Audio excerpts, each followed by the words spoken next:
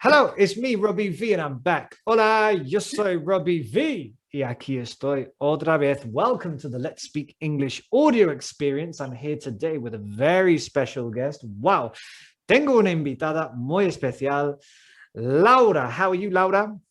I'm good. I'm doing good. How about you? I'm really good, just loving life. So, for those of you out there who don't know who Laura is, Laura, tell us a little bit about yourself. Well, I teach Spanish in beautiful Gran Canaria in the Canary Islands. And most of my students are from everywhere in the world, but especially the UK or America. So they come from an English background and they learn Spanish. And that's why I wanted to do this collaboration with you. I wanted to talk with you about false friends because my students, they always get confused with English words that when they translate to Spanish, they sound wrong, or Spanish word that when they translate to English sound terrible. So how about we do this Yeah. together? Yeah, let's do it. Yeah. And it's funny because I imagine that these false friends work both ways. So they're mistakes Exactly. that Spanish speakers would make in English as well. Exactly. Yes. Sí, Just sí. just before we get into it, y esto me parece muy interesante, ¿hay una edad media de tus alumnos o son como gente jubilada o es gente que porque en Reino Unido yo creo que es muy común jubilarse en Canarias. Yo creo que hay muchos Sí. británicos que quieren terminar. La playita. Yeah, yeah. ¿Son como de una edad un poco mayor o hay de todo? Hay de todo. Mis estudiantes son normalmente, digamos, entre los 25 y 45 años, pero Oh, también hay algunos más jóvenes, también tenemos niños qué y guay. algunas personas mayores también. Mi mayor alumno, 70 y pico. Wow, Ahora ya no sé cuántos años tendrá, pero cuando estudió con nosotros, 71. wow. Entonces, sí, sí.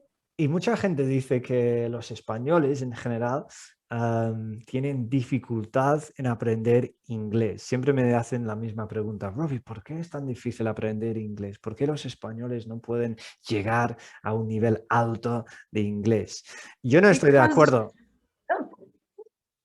phonetically, ¿no? Fonéticamente es muy complicado, ¿eh? Ya, Es ya, muy complicado y no hay, no, yo también enseñé inglés en el pasado y la lengua no tiene como una consistencia de sonidos, ¿no? ya, Tienes que aprender todos los sonidos casi independientemente, hay ya, algunas reglas, pero es complicado, ¿eh? ya, I call them secret sounds. Cuando enseño a ya, mis estudiantes, yo digo, el español no tiene sonidos secretos, ya, sonidos diferentes de lo que tú ves escrito, ¿no? In ya. Spanish, you get, no, the pronunciation is what you see. Yeah, it's basically you say the word how it's written.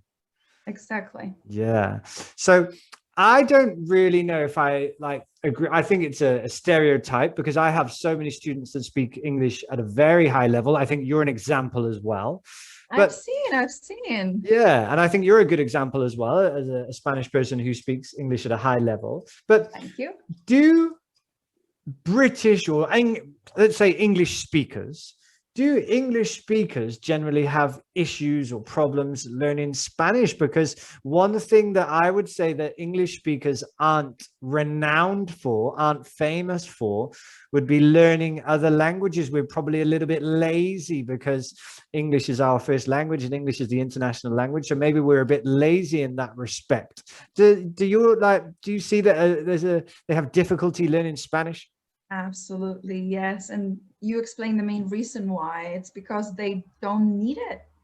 They can travel worldwide just using English to communicate with everybody they meet, no? Yeah. So I find that also most English speakers, like worldwide, also Americans, they don't know the grammar Yeah. because you guys don't learn grammar at school. You learn Our about own grammar. nouns. Well, our Yeah. own grammar. Yeah, we don't. Yeah, we don't learn our own grammar. Yeah, no. So you don't know what a substantive is or Yeah, what an adjective does. yeah, So it makes it a bit harder. yeah, But it's not impossible to learn languages without knowing the grammar. Basically, that's what we do also in La Casita de Laura. We try to teach in a more conversational way, but some grammar, some structure es necesario, es necesario. Sí, sí, sí, es fundamental, sí. And, ¿qué te iba a decir? Yo, cuando llegué a España, yo no sabía nada de español, pero ni papa, nothing, Mi cero. papá. No. Hola, encantado, hola, encantado. Entonces, yo puedo empatizar con mis alumnos, puedo empatizar con otras personas que están aprendiendo un idioma, porque lo he hecho, o todavía lo estoy haciendo. Mi pregunta es, ¿qué es la cosa más bonita de aprender un idioma para ti? Porque para mí fue algo muy, I don't know how to say it, empowering, como que algo que me abrió como una parte de mi mente y me dio mucha confianza, conseguí mucha confianza a través del aprendizaje del español, en plan, joder, si lo puedo hacer, si puedo expresarme en otro idioma, puedo hacer bromas en otro idioma, puedo conectar con personas de una cultura diferente en otro idioma, y para mí fue una cosa muy bonita. Yo tengo una pregunta. ¿Tú eres el mismo Robbie V en español que en inglés o no te sientes? No, es como otra identidad. Exacto. Es otra identidad. Es tu versión actualizada, modernizada, sí. diferente. Sí. Eres tú, pero con un estilo, una manera de entender el mundo diferente, ¿no? Porque cuando aprendemos una lengua extranjera, una lengua que no es la nuestra, vemos el mundo de otra manera, se nos abren ventanas, puertas.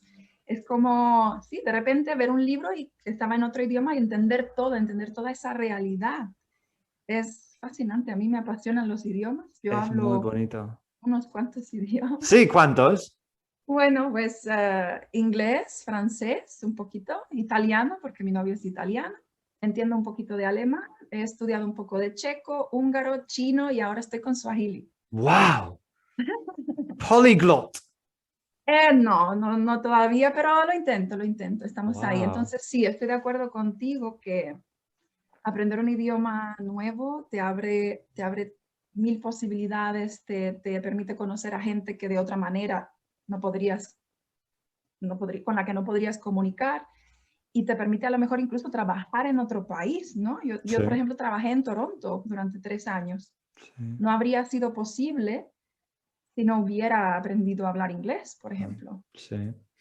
Yo creo que es una de las cosas más bonitas del mundo y me encanta lo que has dicho sobre la otra identidad, que es como, es verdad. Mis amigos, claro, porque yo grabo muchos vídeos, estoy bastante activo en las redes sociales y todos mis amigos me ven en las redes sociales. Claro. Y en mis vídeos hablo bastante español. Entonces, mis amigos me ven y dicen, joder, es como otra persona, es que no eres tú, eres tú, pero es como otra persona.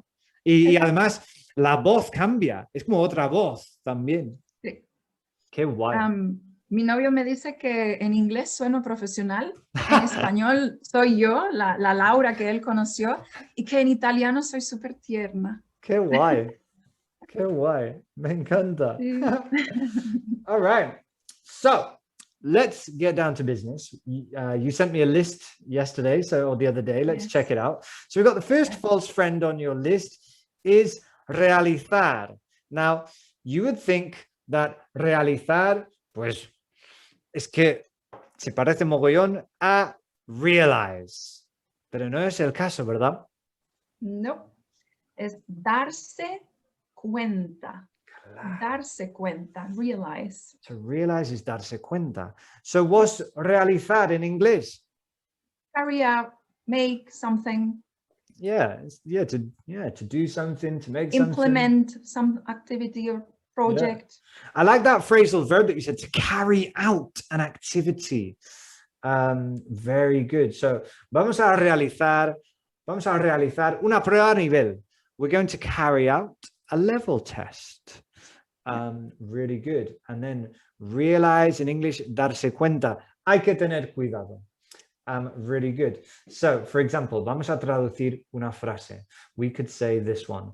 No me di cuenta de que te habías cortado el pelo. Tell me in English. Okay. I didn't realize you had cut your hair or you had got a haircut, depending if you do it or somebody does it for you. That's true. Oh my God. Because to cut your hair would be if you do it yourself. I do it myself. So. Do you? Yes. You do a good job. Thank you. And then if you go to the hairdressers, then that would be to get your hair cut or to have your hair cut, which is like that.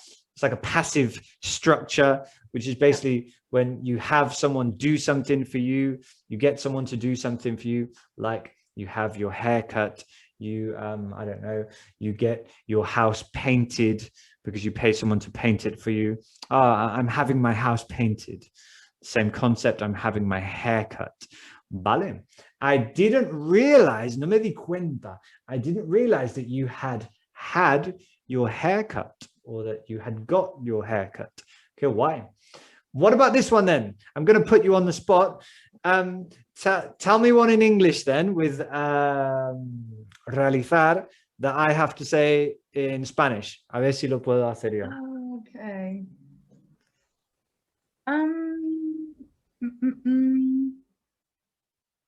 Oh, I have not realized that this was such a hard job. Okay. Corrígeme, a ver si lo puedo decir bien. So what was it again in English? Tell me again, please. I didn't realize this was such a hard job. No me di cuenta de que este trabajo era tan difícil. Correcto, imperfecto, era. Muy bien. Happy? Yeah. All right, good. I love this. I love because and this is interesting. This is why I love what I do. I love testing people and I love testing myself. I love testing my own Spanish. So I love like trying to challenge myself. Cool. So there we go. All right. So we've got realizar would be to carry out, not realize. Y luego realize would be darse cuenta. Interesting. Correct. Oh my God, this next one's hilarious. Are you kidding me? So we've got here, molestar. Pues in inglés, you can't say to molest because that means some, what, how would you? Unless it's happening, unless it's, no? Well, say what it is, say what it is. To molest, I mean, yes. I'm just trying to think, like to molest for me is almost like, to abuse someone, maybe in a sexual manner. Is that fair? Let me see. I'm just going to look for it. Acoso, abuso. Yeah. But yeah, we cannot say accuse. We cannot say accuse someone. No. Somebody's accusing someone. No, acoso is not accusing. Maybe That's another false friend. Oh, it is another false friend. Oh my God. Yeah. So for me, the definition of molest would be to assault or abuse someone sexually. Yeah. All right. In an appropriate way, right? Yeah. Yeah. At work or. It does have a sexual sort of connotation. It does. Yeah. It does. Yeah. Definitely. It definitely does. Yeah. But then molestar is such a common word, right? We use it all the time. Like, oh, me está molestando, or no me molestes. Oh and my God. Say, don't molest me. Imagine saying, hey, you're molesting me right now. No, I'm not. I promise you, I'm not.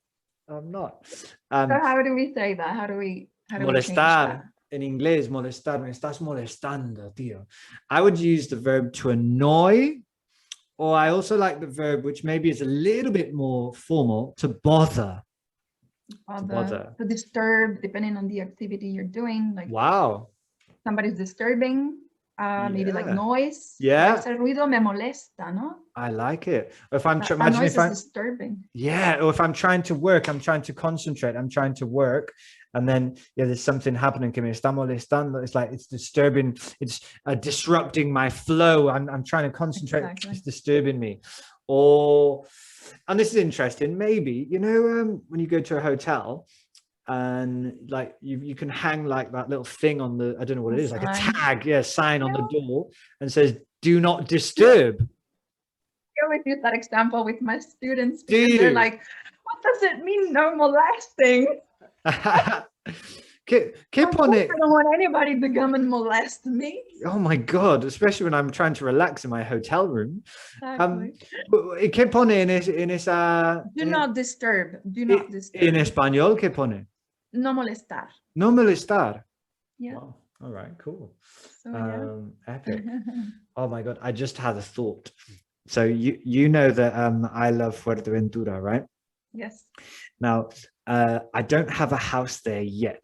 Estamos en ello. But I go there every year. Voy todos los años. And I always stay for about 1 month. Un mes en Navidad. To escape from the cold in Cantabria. Cantabria is beautiful, but it gets a little bit cold in the winter. Yeah. And what we do, we always rent the same house. We always rent the same house. But what we like to do is at the end of the trip is we like to spend the last like 3 days in a super cool, like nice, expensive hotel in Corralejo, and it's called Barcelo Sands, I think is what it's called. Oh, me encanta. And when you just said to me about that sign, just say, oh, no molestar, I thought, oh my God, that reminded me. To remind someone, me recuerda, me ha recordado a. Está bien, ¿no? Me ha recordado a alguien o me ha recordado algo. A es solo con persona. So I could say that thought reminded me of that beautiful hotel that I always go to at the end of my holiday before I fly home. Yeah. Oh my God. Nice. It's closed at the moment. Okay. Are the hotels open in Gran Canaria? Some of them, yes. Some are closed. Some are 50% or 30% capacity. Yeah, we're actually going away this weekend, so I'll let you know how everything looks like in the south of the island. Mainly the south is the touristy area. And can people actually travel to the Canaries at the moment? Yes, yes. They only need a PCR test, a negative one. And that's it. And that's it. So can people travel from the mainland too? At the moment, I'm not sure because today some restrictions may change, but I think so with a PCR test. It's so strange because they said so I can't drive to the Basque Country. That's like 1 hour. Yeah, like you're not allowed at the moment. You can't leave. Like I can't leave Cantabria. Well, not just me, no one. Okay. We can't leave Cantabria. So it's regional so funny. Borders? Yeah, regional borders. Yeah. But then it'd be interesting to know if I could actually fly to the Canaries. That would be funny that I can't drive like 2 hours like in my car from home. But I can fly to the islands. It's weird, eh? Another excuse to come to paradise. I know. Yeah, I just want to live there. How is everything over there? Is it quite relaxed or is it it's quite relaxed. You only need to wear masks outdoors except at the beach when you're sunbathing or going for a swim, but you can remove it to like eat and drink at the restaurant, so it's pretty okay. And restaurants are only opened outdoors, so they only have their outdoor spaces open at the moment. That's not a problem for you guys because you have the sunny weather. Yeah, exactly. And what about your thoughts for the future? Like, what do you think? Is there are you guys optimistic about the future? Because I know tourism is so important there. It is. I think probably businesses are now realizing, hey, here we go, putting into practice what we just learned. Yeah. They're realizing that they need to focus their businesses on maybe not putting all the eggs in the same basket. Qué buena expresión. To put all your eggs in one basket. How do you say that in Spanish? Well, good, interesting question. I don't know right now. You got me on the spot. Poner todos tus huevos en una cesta. Los huevos en la misma cesta will be the translation. So I like that. Don't Actually. don't focus all your things on, or don't focus everything on one thing. Yeah.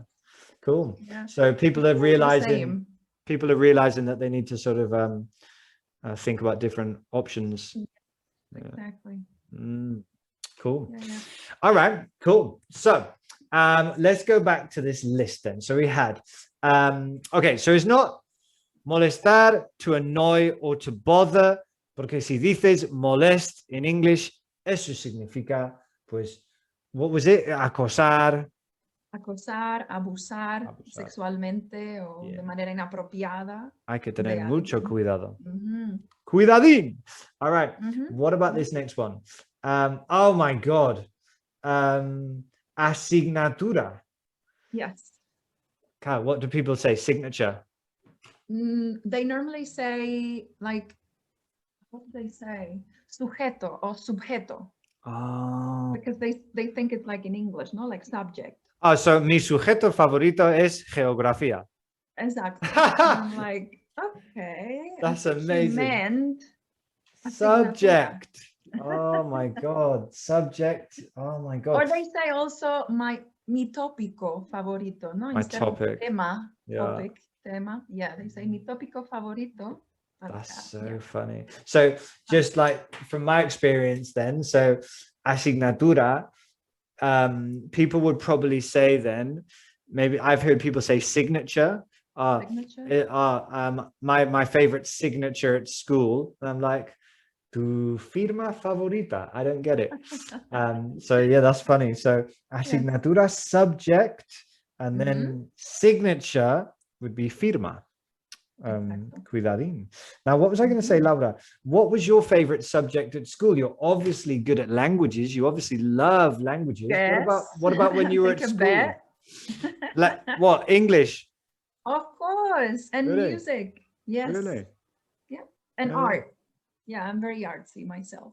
Cool. Do you still create things, like artistic things? Normally I do earrings. These ones are not mine, but I do earrings, necklaces. Cool. I paint sometimes.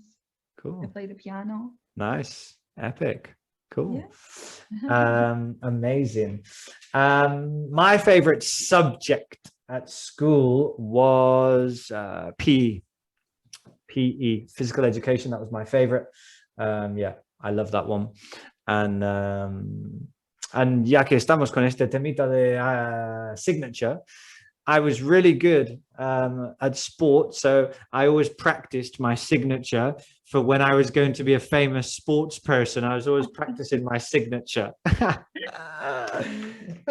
Maybe in the future you would win a surfing competition. I know you love surfing, so who knows?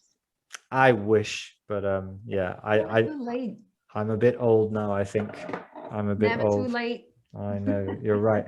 It's interesting. One of the greatest ever surfers in the world, his name's Kelly Slater, from the United States. Kelly Slater. He is an 11-time world champion, and he still competes at the highest level, and he's 49 years old. Yeah, that's what I mean. And he competes at the highest level. So yeah, you've got to look after yourself. You need to love what you do. So if you love it, go for it. Yeah, I know. Maybe it could happen. So that's an interesting one. I like that one. That's a good false friend. Vale. The next one I've got on my list now, Laura, is fatal. Okay, fatal. Claro. Okay, talk to me about this one. It's quite, so I have a student and she mentioned once he has somebody who comes to her place to clean, no? Yeah. Somebody does the cleaning at her place. Yeah. And this lady who comes to clean said, I cannot come today because me siento fatal or estoy fatal. Yeah. And so my student asked me immediately, she wrote me like, Laura, what should I do? Like she told me she's fatal, like is she gonna die? Because in English, fatal is like, yeah, it's crónico, es vas a morir. Yeah, exactly. Yeah. Jolín. So it's like terrible. I'm feeling terrible. I'm feeling shitty, if you may. Like, yeah. I feel bad. I don't feel well. Yeah, so fatal, podríamos decir que la traducción al inglés es muy malo, mal, terrible, Yeah, horrible. terrible. Canto fatal. Tell me in English. I sing terribly. Very nice, really good. Okay, so fatal means that death is imminent. Yeah. Oh my yeah, God. but she was concerned. Estaba toda preocupada, la pobre. Oh my God, that's so funny. Oh my God. And what did you say? Oh, don't worry, it just means like really bad. Oh yeah, she's just having a cold probably. Yeah. That's so funny. Yeah. Now, my son is just 3 years old. Oh. And he is completely bilingual already, which I'm very proud of. Awesome. And it's funny because he speaks 100% English with me. And even with his mum as well, he shouldn't really speak English with his mum, but he does because his mum speaks English as well. But really the rule that we have is with me in English and with his mother in Spanish. That's the way we do it.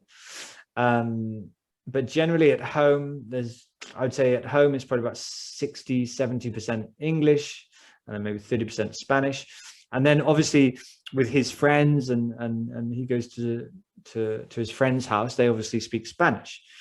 And his favorite sentence at the moment, and this is super funny, his friend is called Iban, or he likes to call him Ibanshi. He says, Ibanshi se porta fatal. And he always, so every day he goes to Ibanshi's house. And then when I go to recogerle, to pick him up, when I go to pick him up, I say, how was your day? How did you have fun? And he says,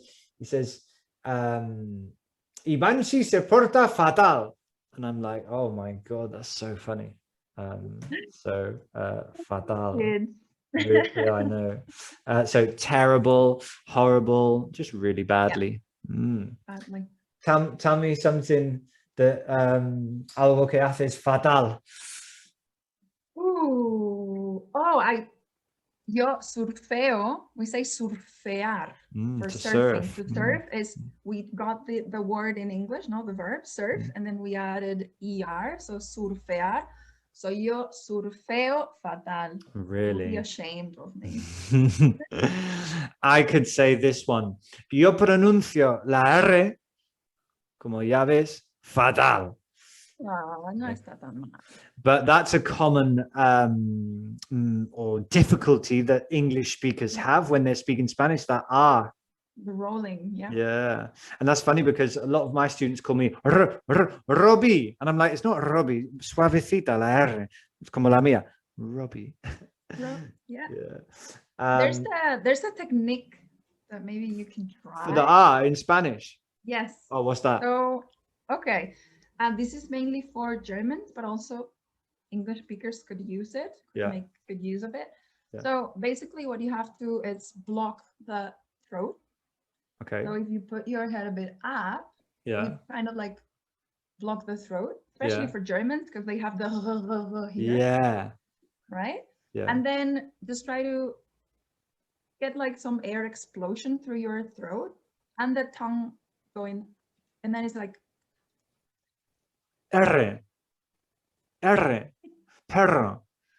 El perro de San Roque no tiene rabo porque a Ramón Ramírez se lo ha robado. That's funny. Muy bien. Yeah. So this technique, some of my students, they do it, especially Germans, to try to avoid like positioning the sound here. Yeah. Taking it more like. All right. At first, it's like an air explosion coming out. Air explosion. No? I'm going to keep practicing that. But you don't make the here. You make it here. I'm going to practice that in the mirror at home. But no, that's a good one. Fatal in English, it's not fatal. It's just something terrible. Like you do something terribly or badly or horribly. Bien. All right, nice one. That's a super cool one. God, this list is really a high quality list. Thank you. I came up with that list from my students' mistakes. Yeah, those are the most common mistakes done by my students. Cool. All right. So, claro. nota en un examen, sacar una buena nota o una mala nota. So all right, so your students, so they think that note, they say, oh, note, so they think it's nota. They say note is nota, or they use grado for nota en español for school. Instead of grade, nota, they say grado, like from grade in English, like grading. Or they say marca. Mi marca. Tienes una marca. En el examen. Una marca de ropa. Porque en inglés, no, it's mark or grade. Yeah, I'd say in the UK, it's more common to say mark. So I got a good mark in the exam. And then in the United States, it's more common to say grade. So I got a good grade in the exam. Yeah. So yeah, so marca, which is obviously a marca de ropa, a brand, which would be in English, brand. And then a note, well, how would I translate it? Like note for me is como apunte, like mis apuntes, my notes, or... Exactly. Note works for apunte or nota, like written. Te dejo una nota en la mesa. Exacto. Apunte is more for school. Yeah. Para el colegio, para la universidad, los apuntes. Yeah, my notes. Pero, yeah, leaving like a note on a post-it, it would be una nota. Vale. Yeah, so that can be confusing for sure. Yeah. A lot of the times my students, when they want to say like, que han sacado una buena nota en el examen, they say, I got a good note. And yeah, so that makes sense. Yeah. So in the United States, grade, in the UK, mark. So you've already told us that you were good at English at school, or that was your favorite subject. What did you get the worst marks or the worst grades in? What subject? Maths. Spanish. Pardon? Maths. Claro. Me too. I hated maths. Las matemáticas. Para mí. Dolor de cabeza. Sí, para mí también, ¿eh? Y para mí, las matemáticas se hicieron complicadas cuando yo empecé a ver en la clase más letras que números. Más, joder, estamos en clase de matemáticas, ¿por qué me estás poniendo números? Because, you know, algebra, all that stuff. Oh my God. Vaya rollo. Sí. So, but don't you agree with me that sometimes languages have some similarities with math in terms of sometimes there's like formulas that we apply, like patterns. Patterns, exactly. Yeah. Rules. Yeah, for sure. Are like this plus this equals this. I think so. Yeah, for sure. Yeah, definitely. And I can't, right, I'm going to feel bad now because I can't remember the guy's name, but there's a guy here in Santander, and he has developed, I'm trying to think about his Instagram. I'm going to give him a little shout out. I think it's called Gramazzle, something like that. Basically, he's a mathematician or some, I think he's a mathematician, and he has developed an application which combines maths with language, specifically English, I believe. And I don't know the full story, but I think he's won some prizes as well. Cool. Yeah, it is cool. Yeah, it's really cool. So yeah, I know. Yeah, I know what you mean. Yeah, you could say that there are some similarities. Yeah. But no, I wasn't very good at maths. No. So I would say my worst marks or grades at school would probably have been in maybe history, and probably maths or something like that. Yeah, I was good at like English. I was pretty good at languages. Yeah. Did you say it like you're either, what is it, the letras or the, what's the other one?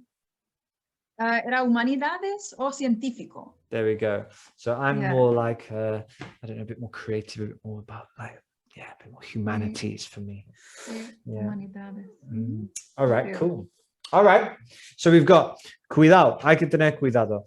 La nota en un examen in inglés, mark or grade, and then note would be, like una nota que dejas para tu hermano, para tu mujer, o una nota. Vale, bien. Oh my God. This next one, I've made this mistake in Spanish before when I was learning. Which Yeah, one? the next one. So, embarazado. Oh, okay. Estoy embarazado. How many times have you heard that? Have you heard that like a Basically million times? impossible, but yeah, I've heard it so many times. That's Yeah. so funny. And I'm And like, yeah, when he's a guy, right? I'm like, not quite. yeah, especially if it's a guy. Yeah, I mean, yeah, maybe it's a woman, it could work, but I mean, yeah, that one just makes total sense because they're so similar. Embarazado, when really embarrassed. A ver si sé pronunciar la palabra avergonzado. Yes, ¿Está correcto. bien? Avergonzado, sí. Embarrassed. And then embarazado, pues tiene que ser embarazada. I don't think anyone could be embarazado. Embarazada, obviously pregnant. Yep. And then, ya que estamos, el embarazo en sí would be pregnancy.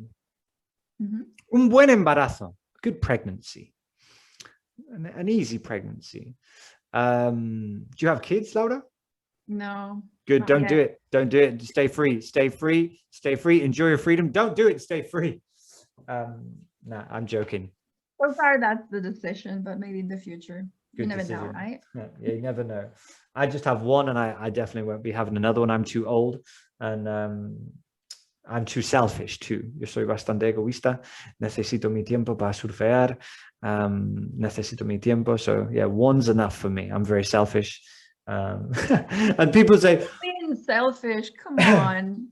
I think as well, I think for me, that way I can always like just focus all my attention, all my love, all my energy just on my son, and I don't have to, you know, spread that Good energy. way of saying it. Yeah. But at the same time, don't see it like having kids. It's also terrible for the environment. It is, because we consume. It is terrible. Yeah. I like me that. and my boyfriend, we had to look at numbers. Yeah. And if you want to be like eco-friendly, Yeah. and you're like green, no, being a Yeah. green person, Yeah. you should not have kids at all. Why? Because they just consume, and they just, yeah, that's interesting. There are too many people. There are too many people. Too many people. There's too many people in this world. So one, it's more than enough. You've I think contributed so. to the society. Yeah, I think You've so. You've done your part. You've done your job. I think I've still got a lot of work to. I think I've still got a lot of work left just to make sure he's a nice kid and that he contributes positively I'm sure to the world. Fine. Yeah, he'll be all right for sure. All right. So, embarazada, pregnant, avergonzado, embarrassed. Yeah, I've said that one before. I think I said that actually to my my first Spanish girlfriend's mother, so mi suegra en ese momento. I think I said, es que estoy embarazado. Are you sure? Are you sure? That's funny. Cool. Vale, seguimos con la lista. Okay, buenísimo. Oh, I love this one. Soportar. Oh, yeah. How do you say that in English? Soportar. To stand. To stand. I like that a lot. Another option could be to bear, which is because insoportable, unbearable. Unbearable. Yeah, I cannot stand that person. Perfect. Es que no he or she's annoying. No le soporto. Unbearable. I can't stand that person. Very good. So, claro. So people think that soportar is support. Yeah. So what's yeah, so what's support in Spanish then? Apoyar. Claro. So apoyar. Vamos a aclarar esto. So soportar in inglés would be to stand, to bear, and then apoyar in inglés, to support. Really? Support cause, to support someone through a rough time. You support your students.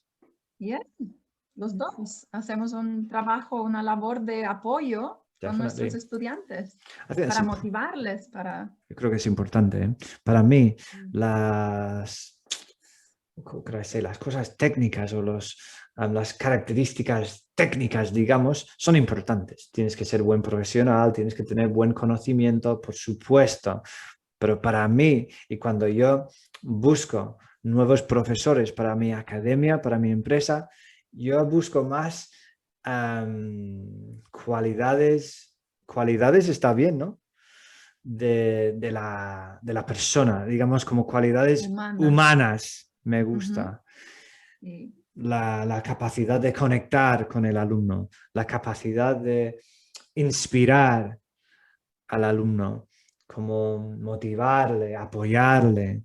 Para mí esas cosas son más importantes, porque las cosas técnicas se pueden aprender. Exacto. In my case, I call myself a language motivator. I'm not a language teacher.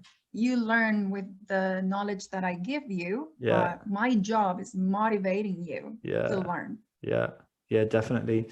100%. Making you work hard, pushing you, supporting you. Sometimes meter un poco de caña, a little bit. Muchísima, exacto. Yeah, a bit. A little bit. Yeah, I think that's important. Cool. All right, I like that a lot. So, soportar, to stand, to bear, apoyar, to support. Really good. All right, we're going to go with, I think we'll go 2 more. The next one, again, is a really, really common one. Oh my God. And this one probably in my classes, again, it's all because of literal translation, la traducción literal. Yeah. Actualmente. Actually, está mal. Actualmente isn't actually. How do you say actualmente in inglés, Laura? Nowadays. I like it. Currently. Currently, I love that one. Currently. Actualmente, currently. And then so what does actually mean then? En realidad. Yeah.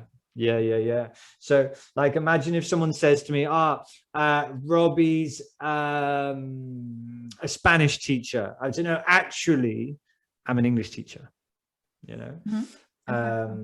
Cool. Yeah. I mean, it makes total, so what? Grammar-wise, it makes sense, right? Yeah. Because we've learned the rules. So normally words that end in mente, in Spanish, ¿no? Las palabras que terminan en mente, they tend to, ¿no? Tienden a traducirse en español por li, ¿no? Ly. Adverb. So it makes sense, ¿no? Structured, but no. So what do your students say? So your students, if they want to say actually, they'll say actualmente. Exacto.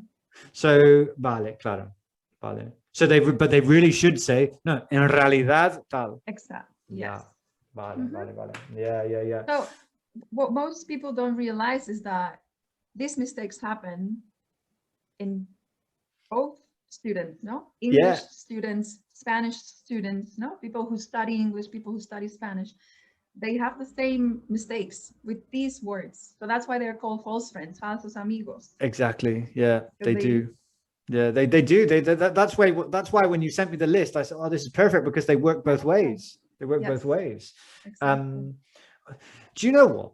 I miss my days where I was really focused on, sorry, I need to stop that pronunciation. I mean, every day people say to me, focus.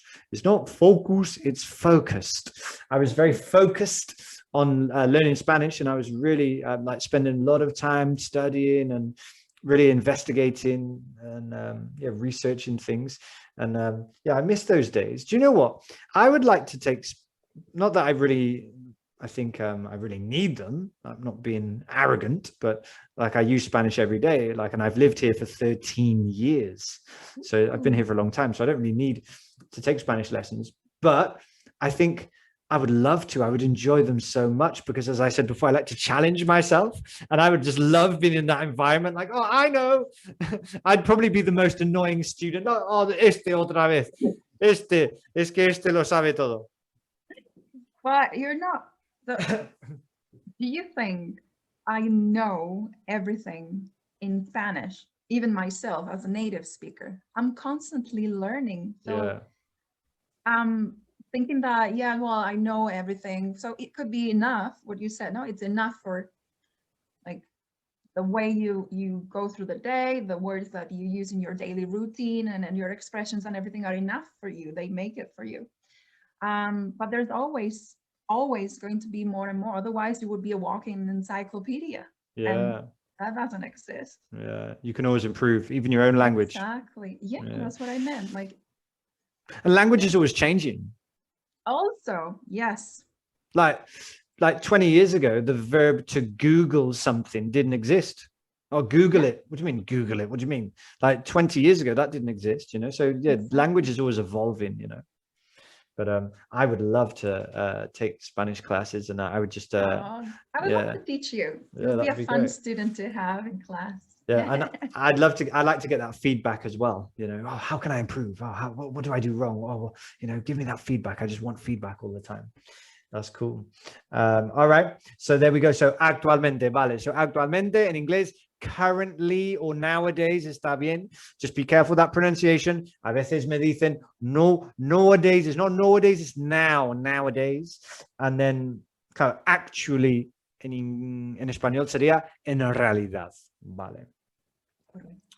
And the last one on this fantastic list, sensible and sensible.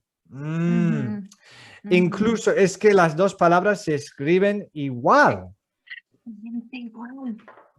So sensible, what's that in English then? Sensible is sensitive. Exactly. A sensitive person. Are you a sensitive person? I am, definitely. I could say, so we could use sensitive in that way. I could say that I have sensitive skin as well. Definitely, we could say that as well. So then sensible, how would you translate sensible into Spanish? Sensato. Sensato. One of the most common false friends, one of the most common mistakes I've ever seen in my time in this field of work, este campo de trabajo, campo laboral mejor, field of work, yeah, campo, field, probably one of the most common ones I've seen since I've been working in this field. Claro, and it just makes sense because they're spelt the same. So I could say I'm a sensitive person, but I'm not very sensible. I think I could put myself in that sentence too. That's cool. Well, there we go. I really enjoyed that. That was super cool. Same, likewise. Okay, why? So, false friends, really common. It's important for you to identify these false friends, identify them, and eliminate these mistakes. Try not to make these mistakes. Making mistakes is part of the process. What I think my job is to help you eliminate the mistakes. And the only way to eliminate the mistakes, in my opinion, is by making them and repetition and practice. Like, for example, I always had problems with traer and llevar. Oh my God, every day I used to say traer, and my wife would say llevar, chaval. And I'd say llevar, y mi mujer me decía traer. I have a tip for that. What's that? So you probably make the mistake because in English both words are to bring, right? Could be, yeah. Llevar, they normally work as bringing, to bring. So piensa que cuando tú vas, ¿no? El verbo ir, cuando tú vas llevar a un lugar, tú llevas. Y cuando alguien viene a donde tú estás, la persona viene, trae. Qué guay. Y ese es el truco. Está muy bien. Está muy bien, qué guay. So, vas, llevas. Claro. And the way I eliminated that mistake was through, a través de la repetición, decir 1000 frases de forma correcta, y ahora es como automático. It's just automatic, you know. And then that's what I say to people. I say, just the more you speak, just do it again and again. It's like the same. if you want to master something, si quieres dominar algo, la repetición es fundamental. ¿Por qué Rafa Nadal es tan bueno? Pues porque ha pegado no sé cuántas pelotas, ha jugado desde pequeño. Es como no piensa, es que no piensa cuando juega, no piensa.